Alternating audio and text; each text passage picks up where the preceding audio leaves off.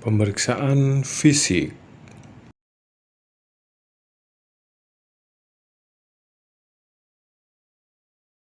Langkah berikutnya kita akan melakukan yang namanya pemeriksaan fisik ya, dari ujung kepala sampai ke ujung kaki atau dikenal dengan istilah head to toe ya. Nah, sebelum melakukan tindakan pemeriksaan fisik kita harus mengetahui dulu teorinya. Kita akan melakukan pengecekan terhadap 4 faktor yaitu P, L, N, B dengan ingat. Apa saja? P perubahan bentuk, L luka terbuka, N nyeri, dan B adalah bengkak. Itu 4 faktor itu harus kita perhatikan. Nah, kita dapat melakukan pemeriksaan fisik ini menggunakan indera-indera yang ada di tubuh kita.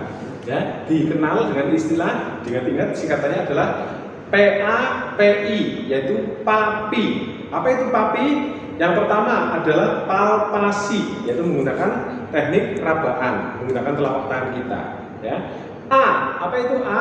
Yaitu auskultasi, ya, menggunakan indera pendengaran kita untuk mengecek adanya suara derik tulang atau crepitus, atau kalau jawabnya crepitasi. Terus kemudian P lagi, apa P? Yaitu perkusi. Ini biasanya di perut. Nah, perut ini ada 4 kuadran, kuadran 1, kuadran 2, kuadran 3, kuadran 4, itu diketuk, ya. Nah, itu dikenal dengan istilah perkusi untuk mengecek viskositas dari organ perut dan bagian organ dalamnya. Ya, itu namanya perkusi. Terus kemudian I, yaitu inspeksi. Berarti menggunakan indera apa?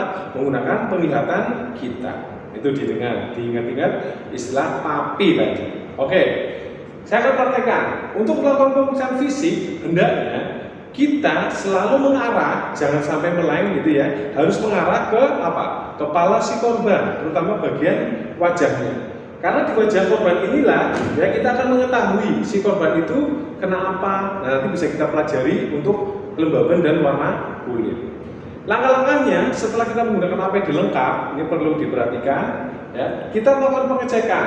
Nah, posisinya disesuaikan dengan posisi pasien itu tergeletak, kita yang menyesuaikan ya. Nih, kita lakukan pemeriksaan ya, kita palpasi bagian kepalanya, dilihat misalkan belepotan darah di sarung tangan kita. Nah, kemudian dilakukan pembalutan. Nanti teknik pembalutannya akan dipelajari di sesi video berikutnya. Dicek kemudian pelipis, dilakukan palpasi ya. Terus kemudian mata.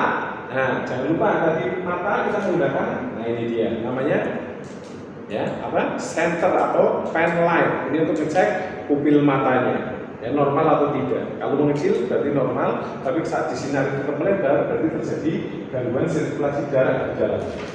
Ya. Terus dicek lagi apakah tulang di bagian kelopak mata ini ada yang tidak normal atau tidak sebagai tanda patah tulang. Cek lagi hidung.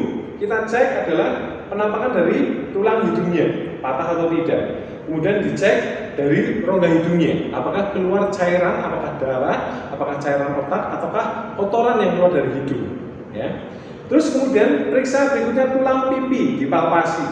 Ya. Ini bisa kita lihat kalau pipi kan menonjol. Nah, apakah salah satunya agak masuk sebagai tanda terdapat patah tulang pipi? Nah, itu kita lakukan pemeriksaan.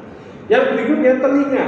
Kita cek kedua telinga si penderita, kanan kiri utuh atau tidak daun telinganya. Terus dicek juga dari rongga telinga, keluar cairan berupa darah ataukah cairan otak dan lain sebagainya. Apakah hanya sekedar kotoran yang terdapat di telinga si penderita. Cek kemudian adalah mulut. Nah, perhatikan di mulut ya. Dicek apakah gigi-giginya utuh atau tidak, ada gigi yang tanggal atau tidak, itu perlu kita cek. Kemudian kita buka, kita lihat apakah di dalam rongga mulut si penderita terdapat benda asing atau tidak. Kalau terdapat benda asing di dalamnya, maka kita wajib melakukan namanya teknik sapuan jari. Kita buka mulutnya, terus dengan posisi nih, ya, dengan jari telunjuk yang melengkung seperti mata kail, ya, yang sering mancing pasti tahu ya. Kemudian kita masukkan dari samping, kemudian diangkat benda asing tersebut, ya. Jangan sampai lurus kayak gini, kalau lurus kayak gini malah berbahaya. Nanti bisa-bisa malah benda asingnya semakin masuk dan menghalangi nafas si korban. Ya. Terus turun lagi ke bawah, periksa dagu, aman atau tidak. Ya. Terus cek lagi, periksa lehernya. Ya. Walaupun tadi sudah kita cek, nggak mengapa kita cek ulang. Terus kita palpasi tulang selangka atau klavikulanya, dipalpasi ada patah tulang atau tidak. Terus periksa tulang sternum atau dada di sini sampai tajuk pedang, ya, dicek. Terus kemudian periksa tulang belikat, nah, ini di bawah bahu atau pundak. Kalau orang Jawa bilang tulang centongan, ya. Terus yang berikutnya periksa tulang rusuk. Nah ini dilihat, ini kalau dimanekin kelihatan gini ya. Terus kita lakukan palpasi dari samping sampai ke tengah seperti ini. Terdapat, nah patah tulang atau tidak nanti akan terasa. Ya. Terus periksa tulang punggung. Nah ini ada teknik manual. Dari bawah ke ketiak seperti ini, kemudian kita alurkan dari atas ke bagian bawah sampai dengan ke panggungnya. Terus periksa diperkusi. Nah ini, ya. Perutnya di kuadran 1, 2, 3, dan 4. Kemudian kalau sudah, periksa panggulnya. Ada patah tulang atau tidak di bagian panggulnya. Ya. Terus setelah organ-organ tersebut sudah diperiksa, kemudian kita bergilir. Lakukan pemeriksaan di anggota gerak atas, di bagian lengan sampai dengan tangan. Ya. Bagian ini yang kanan juga, yang kiri juga kita periksa. Perhatikan caranya. Kita palpasi dari bahu atau pundak sampai ke siku kemudian ke lengan bawah, kemudian periksa pergelangan tangan, terus periksa tangannya, telapak tangan, punggung tangan, dan jari-jari utuh atau tidak, ada luka atau tidak. Nah itu kita cek, ya. Nah khusus pada ujung anggota gerak, baik anggota gerak atas maupun anggota gerak bawah, itu wajib kita lakukan yang namanya GSS, singkatan dari gerakan, ya, terus kemudian sensasi dan sirkulasi. Nah ini diperhatikan, ada dua kondisi antara pasien sadar dan tidak sadar. Kalau pasiennya sadar, kita minta pasien melakukan G, yaitu gerakan. Mohon maaf Pak, ujung jarinya bisa digerakkan enggak? Nah, kalau dia bisa menggerakkan ujung-ujung jarinya, itu sistem koordinasinya masih bekerja. Ya. Kalau misalkan dia nggak terasa mas tanganku mas, nah itu bisa terjadi di situ apakah luka ataukah patah tulang yang sangat parah sehingga apa? Tidak terasa. Tidak mampu untuk menggerakkan ujung-ujung jarinya. Kemudian S, yaitu sensasi. Kita memberikan sensasi ke tangan si korban atau penderita. Kita coba, Pak, ini kerasa nggak Pak? Ya, punggung tangannya dijepit-jepitin, kerasa nggak? Kalau dia masih terasa, berarti itu kecenderungan lebih aman, tidak ada luka atau cedera. Namun saat kita jepit-jepit seperti ini tidak ada respon, nah itu yang bisa berbahaya. Apakah terdapat patah tulang yang cukup parah di daerah sekitar lengan, baik lengan bawah ataupun lengan atas. Ya. Nah, yang terakhir kondisinya apabila si pasien itu dalam kondisi tidak sadar. Nah, kita bisa melakukan sirkulasi, yaitu pengecekan sirkulasi dengan cara apa? Menghitung WPK, waktu pengisian kapiler. Nah, ini contohnya seperti ini. Kita tekan ujung ibu jari si penderita, terus kemudian kita lepas. Kita hitung berapa detik kapiler darah tersebut terisi kembali oleh darah merah. Ya, secara mudah, ini secara orang awam, berapa detik yang putih itu kalau kita lepas jadi merah kembali. Kalau kurang dari 2 detik berarti normal, tidak ada pendarahan ataupun patah tulang yang cukup parah. Namun kalau kita tekan kayak gini, kemudian kapilernya terisi darah merah itu lebih dari 2 detik, maka itu tidak normal. Ya, itu terkait dengan pemeriksaan fisik. Yang terakhir adalah anggota gerak bawah. Kita cek tungkai bagian atas, kita palpasi. Ya, ini misalkan dari pinggang, panggul ke bawah, kemudian lutut diperiksa, ya, terus kemudian ke bawah lagi, tungkai bawah, terus diperiksa pergelangan kaki, periksa telapak kaki, punggung kaki, dan ujung-ujung jari. Sama dengan anggota gerak atas, untuk anggota gerak bawah juga kita lakukan GSS. Kalau yang pasien sadar cukup G sama S, yaitu gerakan dan sensasi. Tapi kalau pasien yang tidak sadar, kita lakukan S, circulation, yaitu dengan menghitung WPK, waktu pengisian kapiler. Kalau yang normal kurang dari 2 detik, kalau yang tidak normal atau ada gangguan sirkulasi darah bisa lebih dari 2 detik.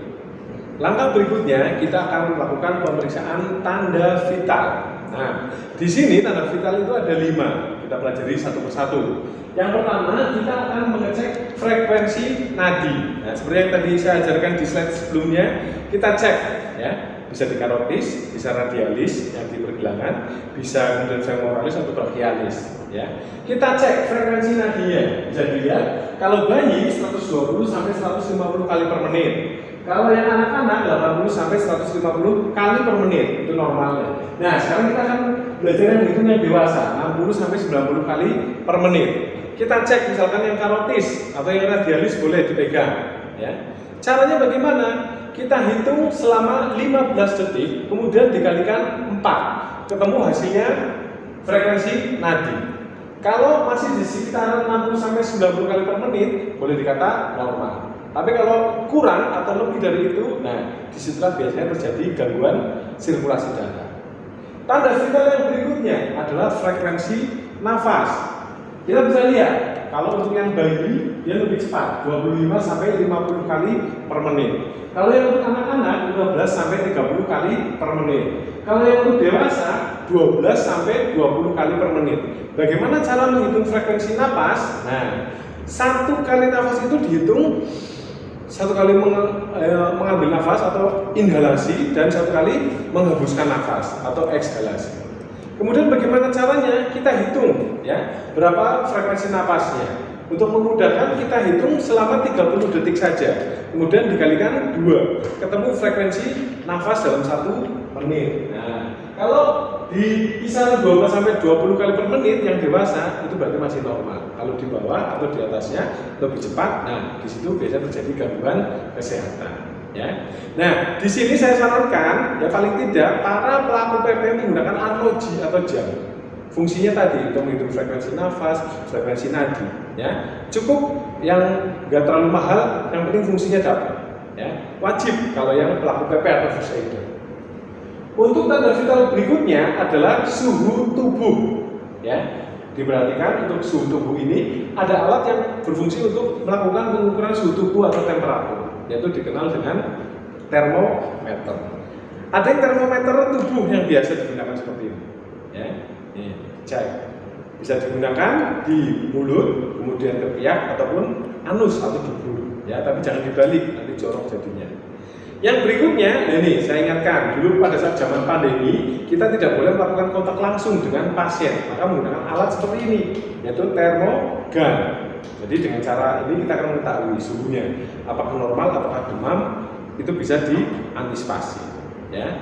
Kemudian, langkah yang berikutnya setelah melakukan pengecekan suhu adalah tanda vital yang keempat adalah tensi atau tekanan darah. Nah, itu bisa digunakan dengan alat tensimeter. Ada yang masih manual menggunakan sphygmomanometer, kemudian dikombinasikan dengan stetoskop. Nah, itu diperiksa sistolik sama diastoliknya berapa. Ya.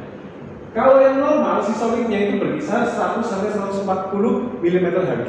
Kalau yang diastolik yang batas bawahnya 60 sampai 90 mm Hg. Nah, ini bisa dicek juga dengan yang sudah digital, yang lebih praktis. Makanya tinggal dimasukkan, nanti otomatis alat ini menunjukkan berapa sih untuk tensinya, ya, tekanan darahnya. Dan yang terakhir adalah kulit.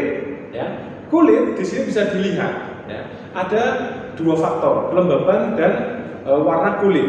Nah, kita akan lihat berikut ini. Yang pertama adalah kelembaban kulit. Dilihat, kulit itu bisa lembab, bisa kering dan dingin. Ya.